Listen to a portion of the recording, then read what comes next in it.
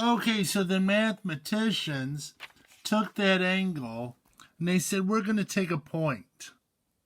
And the point would be xy, just generic.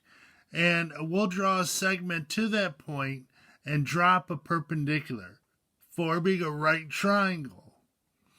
So the distance of this side would have to be x.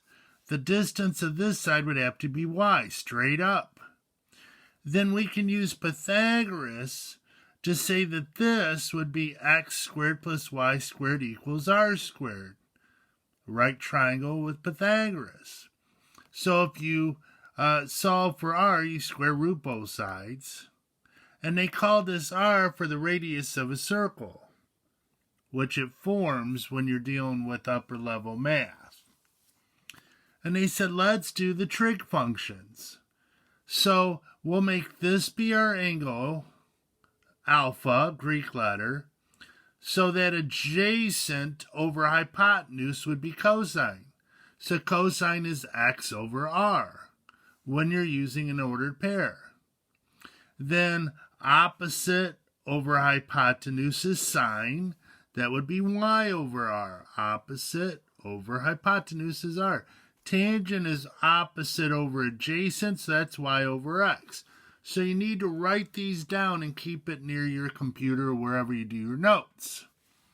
So they said, wow, so if we can find an ordered pair, we can find the trig function. The trouble is that in a trig, we use degree measures or radians, which we'll start next week. So they looked and said, well, how can we find trig on a Cartesian coordinate system? Well, if we have axis, angles dealing with axis, we can find an ordered pair real easy because you're only going in one direction. So they called those quadrantal angles. So a quadrantal angle is just an angle when the terminal side is on an axis, because the initial side is always on the positive x-axis. So 90 degrees would be a quadrantal angle. And since it's going straight up, you can pick a point. 180 degrees would be quadrantal. You're going straight to the left. There's no diagonal movement. You're not going in two directions. You're just going in one, so you can pick a point. 270, axis, quadrantal angle, negative 90. So if I said, okay, what's the sine of 90 degrees? You'd say, well, what we're going to do is find a point because 90 is a quadrantal angle. So I'm going to pick the point 1 unit up. Now, I'm not going to go through this now because I only have a 10-minute video, but they tell you to pick a point 1 unit straight up. So that'd be 0, 1. And since its distance is 1 unit, r has to be 1.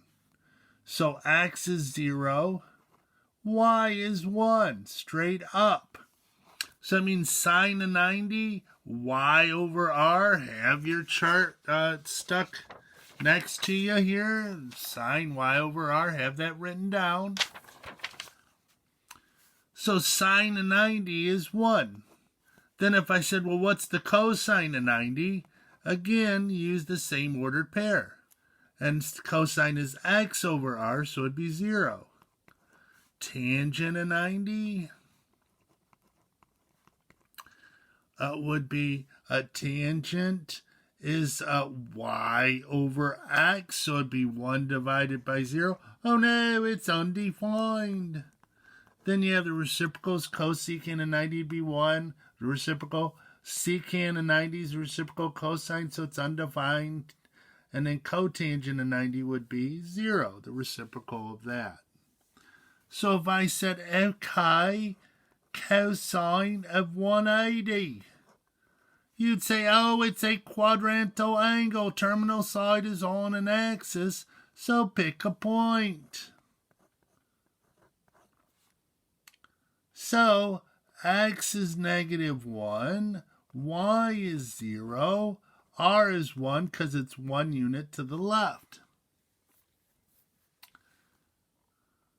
So cosine is x over r would be negative 1 over 1, which is negative 1. I don't know why I wrote it down there, just getting kind of crazy. Sine is y over r, so sine of 180. Now, never go cosine equals negative 1. That doesn't make any sense. You've got to have an angle measure. So sine of 180 would be 0. Tangent is y over x, so 0 over negative 1 would be 0, and then the reciprocals. Now notice there's only 4 ordered pairs you have to worry about. 270 or negative 90 or negative 450 would be 0, negative 1. And then 0 degrees or 360 would be 1, 0. So what is sine of 360? Cosine of negative 180 and tangent of 270. Figure those out. Freeze the thing, then I'll do it. Okay, good.